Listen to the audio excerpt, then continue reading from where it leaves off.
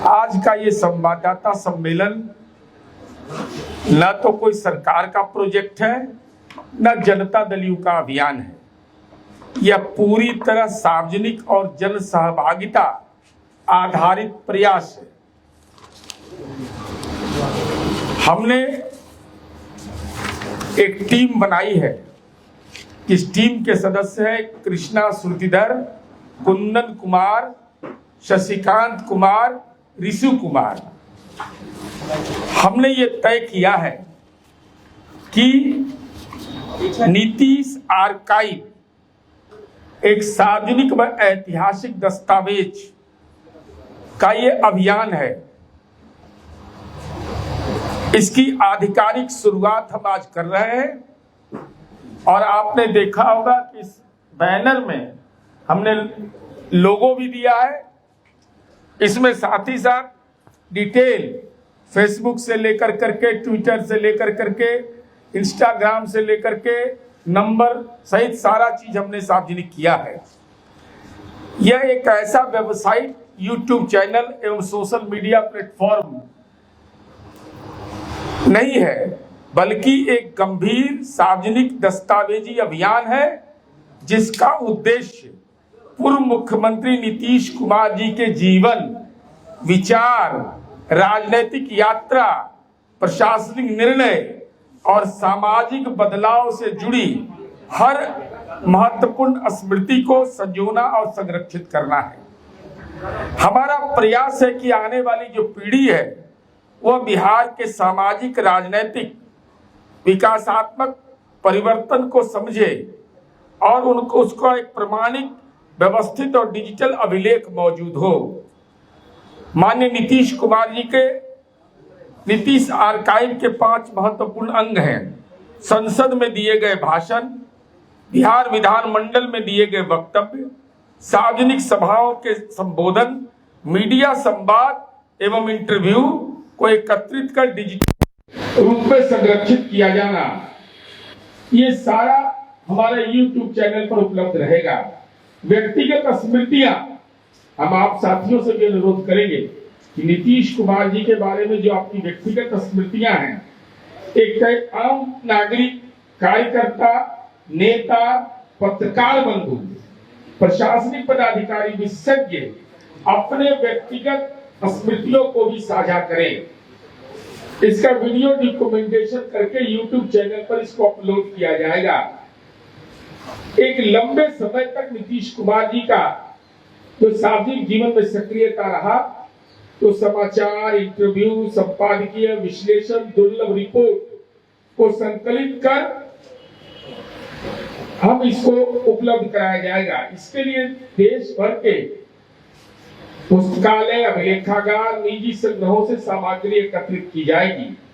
Photograph संग्रह भी हम करेंगे। नीतीश कुमार से जुड़ी महत्वपूर्ण घटनाएं, रोचक प्रसंग, संस्मरण, अप्रत्याशित कहानियां लिखित रूप से वेबसाइट पर उपलब्ध रहेगी। नीतीश आर्काइव बिहार के हर 38 जिले में संकलन पुस्तिकाओं के बाद तैयार किया जाएगा। 1 मार्च 2027 को इसे वेबसाइट से पढ़ा जाएगा।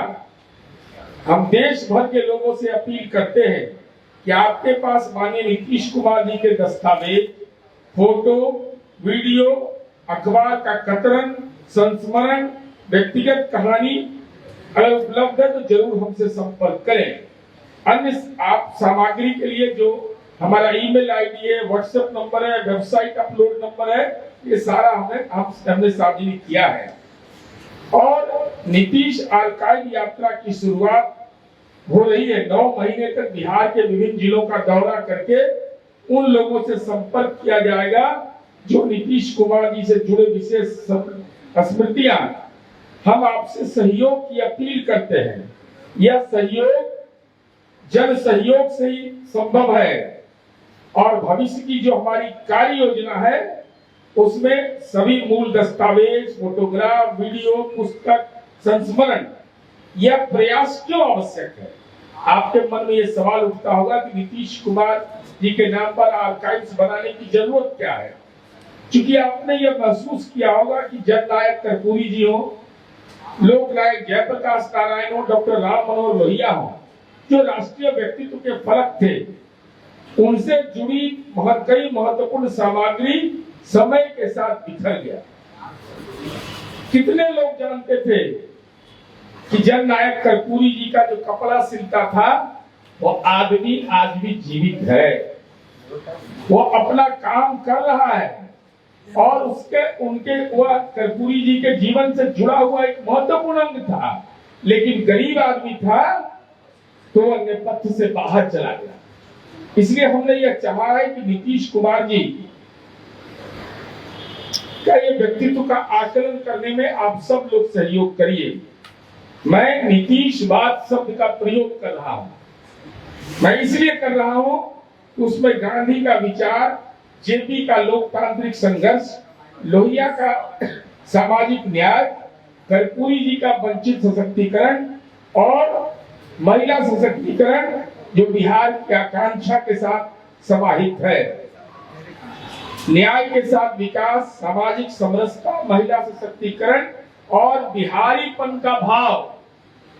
बिहार दिवस किसको कहते हैं, यह भी बिहार के राजनेताओं को इसका भी एहसास नहीं था। नीतीश कुमार जी ने बिहार गीत, नीतीश कुमार जी ने बिहार दिवस मनाने की शुरुआत की। यह हम तमाम लोगों से ये अपील करते हैं कि दलगत भावनाओं से ऊपर उठकर ऐतिहासिक इस सार्वजनिक अभियान का हिस्सा बने। नीतीश आइकॉन केवल अतीत का संग्रह नहीं है, बल्कि बिहार के परिवर्तन की जीवित स्मृति होगा ये। और हम लोगों ने नीतीश सबके, समाज के हर एक तबका के लिए नीतीश कुमार जी ने काम किया है, हर क्षेत्र के लिए काम किया है। अगर नालंदा के नीतीश कुमार कोई कहते हैं, पटना के नीतीश कुमार कहते हैं, तो बेतिया के भी नीतीश कुमार जी, जब नीतीश कुमार जी बक्सर के भी हैं, रोहतास के भी हैं, गया के भी हैं, अरवल के भी हैं। जाति धर्म से ऊपर उठकर समाज के हर तबके की विकास की आकांक्षा को स्वरूप उन्होंने दिया। तो हम आपसे उम्मीद करते हैं कि जो हमने नंबर सार्वजनिक किया है, जो वेबसाइट हमने दिया है, उस पर जो भी आपका संस्मरण है, मैं एक संस्मरण की बात आपके बीच में रखना चाहता हूं। अभी आपने देखा होगा नीतीश कुमार जब यात्रा कर रहे थे तो आरा का एक बुजुर्ग व्यक्ति नारा लगा रहा था, वहीं से मेरे दिमाग में ये परिकल्पना आई। वो कह रहा था कि काहे जो छोड़ के जाता नहीं, न छोड़ के जाई। तो मैंने उस व्यक्ति से संपर्क किया। वो व्यक्ति से जब मैंने रात में बात किया तो मैंने पूछा कि आपकी उम्र कितनी है, तो उन्होंने कहा कि 77 वर्ष उम्र है। 74 के आंदोलन में मैं माननीय नीतीश कुमार जी के साथ था। नीतीश कुमार जी गिरफ्तार हो गए, मैं गिरफ्तार नहीं हुआ। तो मैंने पूछा कि कितने दिन पहले आपकी मुलाकात हुई है, तो 7-8 साल पहले मुलाकात हुई है। तो हमने पूछा कि आपके मन में ये सवाल क्यों पैदा हुआ। कहा कि मैं अति पिछड़ा समुदाय का हूँ, मुझे ऐसा लगता है कि नीतीश कुमार जैसा कोई राजनेता इस बिहार को नहीं मिला जिसने हमको चैन और सुकून के साथ, सम्मान के साथ जीने के लिए, कल के लिए जो ताकत हमको दिया। तो हमें एहसास हुआ कि लगा ये तो बहुत बड़ी बात कर रहे हैं ये। इसके अलावा एक घटनाक्रम और बता रहा हूं। हमारी पार्टी के स्वर्गीय यदुनंदन चौहान, जो हमारी पार्टी के जिला विसूत्री के सदस्य नीतीश कुमार जी ने बनाया, एक व्यक्ति गया और उसने कहा, वो बहुत गरीब आदमी था, उसने कहा कि हमारा दिव्यांग प्रमाण पत्र नहीं बन रहा है। मैं आत्मबल की बात कर रहा हूँ, इसी का संग्रह हम करेंगे। तो वह कहा कि चलो नहीं बनता, चलिए सिविल सर्जन ऑफिस। वो गया तो पता चला कि जो असिस्टेंट है वो, क्योंकि इसको दूसरे रूप में नहीं लीजिएगा, इसको उसके नैतिक बल के रूप में लीजिएगा, वो उपलब्ध नहीं है। उसने हाजिरी उसकी काटा और डिस्ट्रिक्ट मजिस्ट्रेट को फोन करके कहा, डीएम नवादा को, कि मैंने उसकी हाजिरी काट दी। तो उसने कहा वो अति पिछड़ा समुदाय का है कि आपने कैसे हाजिरी काट दी, आपको किसने अधिकार दिया है?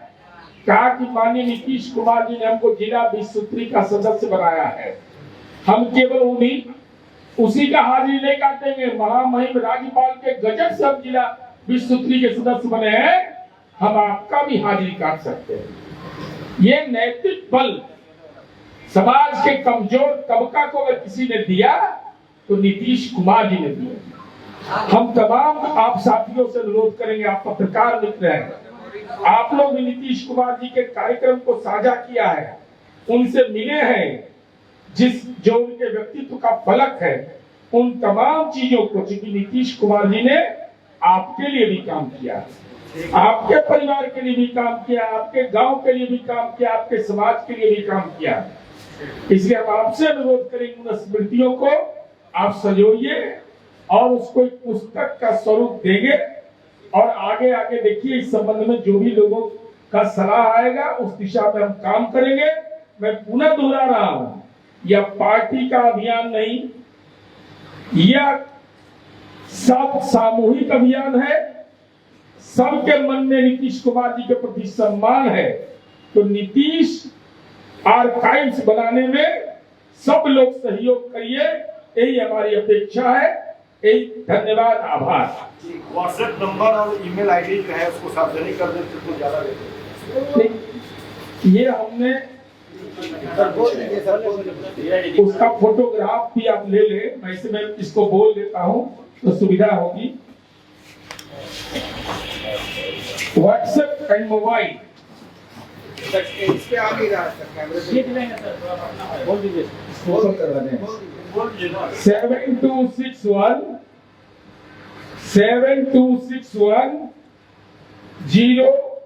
068-964। ये स्कैन करने पर भी आ जाएगा सब कुछ। फोन नंबर 0612 मैं रिपीट कर रहा हूँ, 406-2645 406-2465। Website https://NITISH